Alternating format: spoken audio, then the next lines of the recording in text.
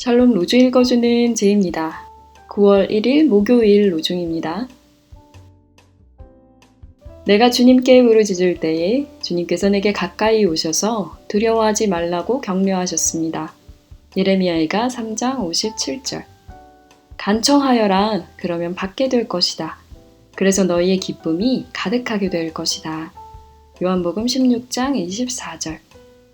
말씀 안에서 하나님을 만나는 하루 되세요. 샬롬 하올람.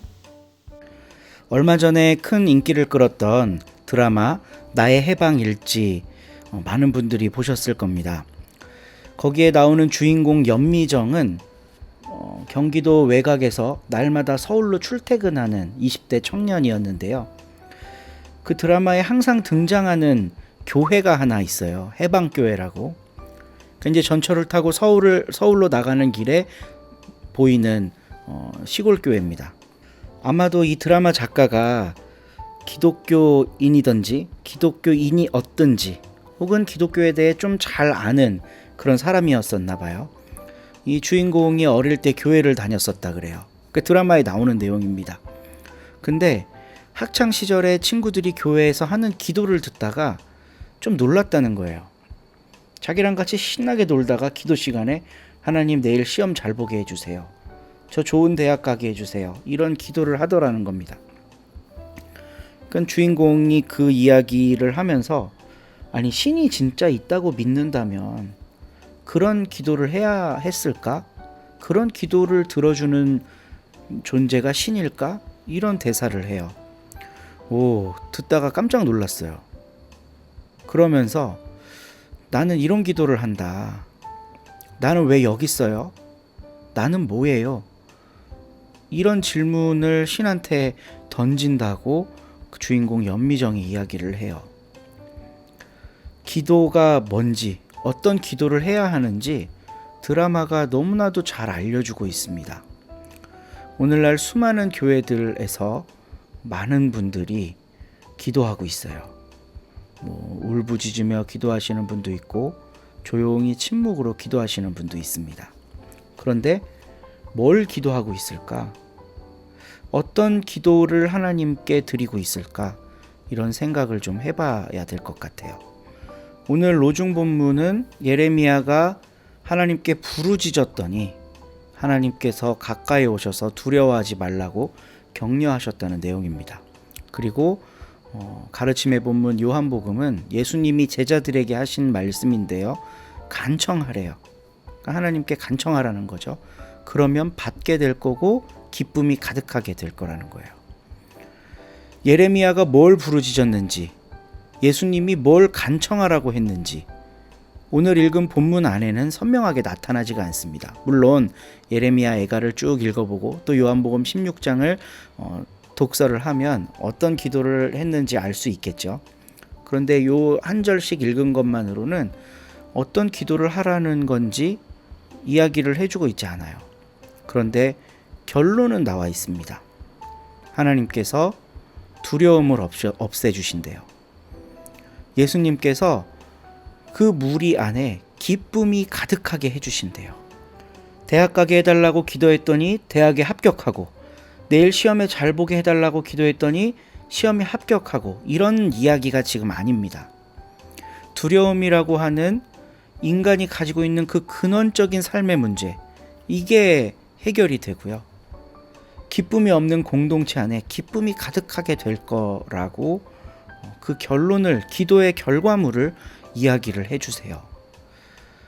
그래서 오늘 우리가 해야 할 기도가 바로 그런 것 아닐까 생각해 봅니다. 우리 내면을 기쁨으로 가득 채우게 되는 기도, 우리 안에 어떤 두려움, 우리 앞에 닥쳐진 삶의 문제들, 환경들, 이런 것들 때문에 다가오는 이 두려움들, 이런 것들을 위해 기도하는 오늘 하루 됐으면 좋겠어요. 그리고 연미정에게 기도를 배우기를 바랍니다. 나는 뭐예요? 나는 어떤 존재예요? 나는 왜 여기 있어요? 이걸 알게 되면 두려움이 사라지고 기쁨이 찾아오지 않을까요? 내가 누군지, 내가 왜 지금 이 땅에 존재하고 있는지 이 질문을 하나님 앞에 드리고 하나님이 너는 뭐다? 내가 너를 왜 거기에 뒀다. 어떤 이유 때문에 거기 뒀다. 이런 깨달음이 우리 안에 생길 때 두려움이 사라지고 기쁨이 가득하게 될 것입니다. 오늘도 기도로 승리하는 하루 되시기를 소망합니다. 오늘 함께 읽을 새한글 성경 본문은 마태복음 19장이고요. 유윤희 집사님이 낭독해 주십니다. 좋은 하루 되세요. 19장. 예수님이 이런 말씀들을 끝마치셨을 때 갈릴레아에서 떠나 요르단 건너편의 유데아 지역으로 가셨다. 많은 무리들이 예수님을 따라갔고 예수님은 거기서 그들을 고쳐주셨다. 그러자 바리새파 사람들이 다가와서 예수님을 떠보려고 여쭈었다. 남편이 아무 구실이든 되어서 자기 아내와 갈라서도 됩니까? 예수님이 되물으셨다. 당신들은 읽어보지도 못했습니까? 창조하신 분이 맨 처음부터 남성과 여성으로 그들을 지으셨다는 것을요. 또 말씀하셨다. 이런 까닭에 남편 될 사람이 아버지와 어머니를 떠나 자기 아내 될 사람과 어우러져서 살게 될 겁니다. 그 둘이 한 몸이 될 겁니다. 그래서 더는 둘이 아니라 한 몸입니다. 그러므로 하나님이 멍에를 함께 매게 하신 것을 사람이 떼어놓지 않아야 합니다. 그들이 예수님께 여쭌다. 그러면 모세는 왜 갈라서겠다는 증서를 주어 아내와 갈라서라고 명령했습니까? 예수님이 그들에게 말씀하신다. 모세는 당신들 마음이 굳어 있음을 생각해서 아내와 갈라서도록 당신들에게 허락한 겁니다. 처음부터 그런 것은 아니었습니다. 당신들에게 말합니다. 누구든 음란한 짓 아닌 일로 자기 아내와 갈라서고 다른 여자와 결혼하는 사람은 바람을 피우는 것입니다. 예수님의 제자들이 예수님께 말씀드린다.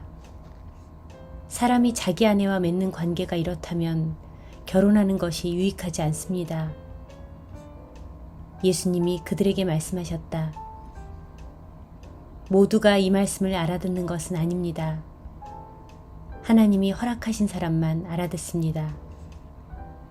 엄마 뱃속에서부터 성기능에 장애가 있는 남자로 태어난 사람들도 있습니다. 사람들이 그렇게 만든 경우도 있습니다. 하늘나라 때문에 스스로 그렇게 된 사람들도 있습니다. 알아들을 수 있는 사람은 알아듣기 바랍니다. 그때 사람들이 어린이들을 예수님께 데려왔다. 예수님이 손을 얹고 기도해 주시도록 하려는 것이었다. 그런데 제자들은 그 사람들을 꾸짖었다. 그러자 예수님이 말씀하셨다. 어린이들을 그냥 두세요. 나한테 오는 것을 막지 마세요. 하늘나라는 이런 사람들의 것이니까요. 그리고 그들에게 손을 얹어주신 뒤에 거기서 떠나가셨다. 그런데 보라, 한 사람이 예수님께 다가와서 이렇게 여쭈었다. 선생님, 제가 무슨 선한 일을 해야 영원한 생명을 얻겠습니까? 예수님이 그에게 대답하셨다. 선한 일에 대해서 왜 나에게 묻나요? 한 분만이 선하십니다. 생명에 들어가고 싶으면 계명들을 지키세요. 그 사람이 예수님께 말한다. 어떤 계명 말입니까? 예수님이 대답하셨다. 사람을 죽이지 마라. 배우자 아닌 사람과 잠자리하지 마라. 도둑질하지 마라. 거짓 증언하지 마라. 아버지와 어머니를 받들어 모셔라. 또 너의 이웃을 너 자신처럼 사랑하라 하는 계명 말입니다. 그 젊은이가 말한다. 이 계명들은 다 지켰습니다. 아직도 모자라는 것이 무엇입니까? 예수님이 말씀하셨다. 완전하게 되고 싶다면 가서 그대에게 있는 것들을 팔아서 가난한 사람들에게 주세요. 그러면 그대가 하늘에서 보물을 차지할 겁니다. 그리고 이리로 와서 나를 따르세요. 이 말씀을 듣고 그 젊은이는 괴로워하면서 떠나갔다. 그에게는 모은 재산이 많았기 때문이다. 예수님이 제자들에게 말씀하셨다. 아멘, 그대들에게 말합니다. 부자가 하늘나라에 들어가기는 어려워요. 그대들에게 다시 말합니다. 낙타가 바늘귀로 빠져나가는 것이 부자가 하나님 나라에 들어가는 것보다 더 쉽습니다. 이 말씀을 듣고서 제자들이 너무나 놀라 그러면 누가 구원받을 수 있습니까? 하고 여쭈었다. 예수님이 찬찬히 그들을 보시고서 말씀하셨다. 사람으로서는 이 일을 할 수 없지요. 그러나 하나님은 모든 것을 하실 수 있습니다.